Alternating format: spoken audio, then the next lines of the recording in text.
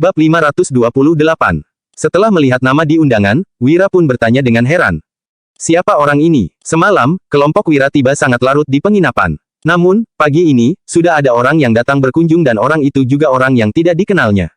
Pemilik penginapan buru-buru menjawab, Pak Lasmana itu dermawan di Kabupaten Pirola. Dia sudah memperbaiki jalan, membagikan makanan untuk orang yang tertimpa bencana, merawat anak yatim dan wanita janda, membangun kuil, dan melakukan perbuatan baik lainnya. Bahkan patih kami juga sangat menghormatinya. Wira berkata dengan kening berkerut. Aku mau dengar ucapan yang jujur. Danu yang berdiri di samping mengeluarkan uang sebanyak 5.000 gabak dan memberikannya kepada pemilik penginapan. Pemilik penginapan menerimanya dengan senang, tetapi tetap berkata dengan sopan. Tuan Wira, Pak Lasmana itu orang dari keluarga kaya kabupaten kami. Hampir setengah rumah yang ada di kota ini adalah miliknya. Bahkan Pak Patih juga agak mewaspadainya. Dengar-dengar, dia juga punya koneksi di kota pusat pemerintahan. Selain ini, aku nggak tahu informasi lainnya lagi. Wira berkata dengan ekspresi datar. Kalau begitu, biarkanlah dia masuk. Pemilik penginapan pun merasa lega, lalu berlari keluar. Tidak lama kemudian, Lasmana berjalan masuk bersama dua orang pengawal yang menjinjing kotak makan. Lasmana berkata sambil menangkupkan tangannya. Tuan Wira, selamat datang ke Kabupaten Pirola. Kenapa kamu nggak memberitahuku kamu mau datang? Sebagai tuan tanah di kabupaten ini, aku pasti akan menyambutmu dengan baik. Ini sedikit niat baikku. Walaupun nggak mahal, semuanya dimasak koki. Rasanya juga lumayan enak. Kedua pengawal itu segera membuka kotak makanan yang mereka bawa dan aroma makanan pun menyerbat memenuhi ruangan. Terima kasih, Pak Lasmana. Wira berkata tanpa ekspresi. Tapi, kita sepertinya nggak saling kenal, kan? Wira merasa orang yang tiba-tiba datang menyanjungnya pasti tidak berniat baik. Jika dinilai dari reaksi pemilik penginapan sebelumnya, Lasmana seharusnya bukanlah orang yang baik. Tuan Wira, bisnismu sudah terlalu besar sehingga kamu nggak mengingat tokoh kecil sepertiku.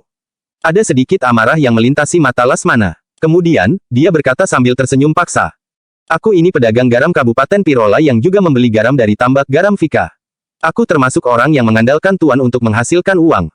Lasmana tidak menyangka Wira begitu sombong dan berani berpura-pura tidak pernah mendengar tentang dirinya. Pantas saja istana bisa menurunkan dekret untuk melarangnya mengikuti ujian kerajaan dan bekerja di istana.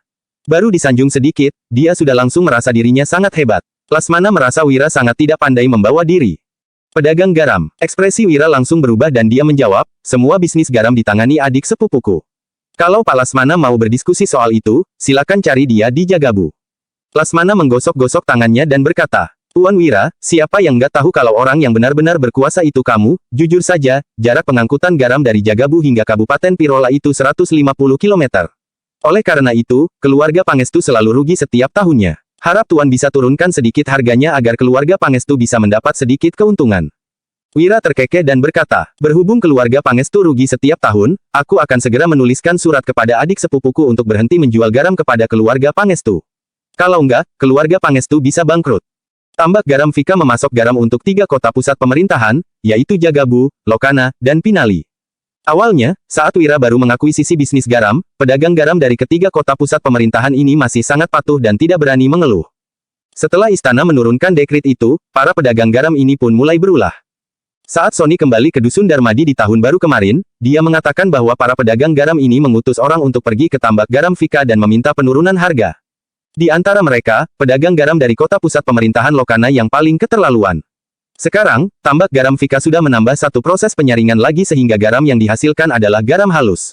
Berhubung khawatir beban rakyat jelata juga meningkat, Wira memutuskan untuk tetap menjual garam dengan harga 25 gabak per setengah kilogram kepada pedagang garam. Namun, garam di Kabupaten Pirola malah dijual seharga 70 gabak per setengah kilogram. Selain itu, para pedagang ini juga mencampur 20% pasir ke dalam garam halus sebelum menjualnya kepada rakyat jelata. Tak disangka, setelah mengetahui dekret dari istana, orang-orang ini malah berani meminta pengurangan harga lagi. Mereka benar-benar serakah. Ekspresi Lasmana pun berubah. Kemudian, dia berkata sambil tersenyum licik. Tuan Wira, sepertinya kamu masih belum tahu perubahan situasi saat ini.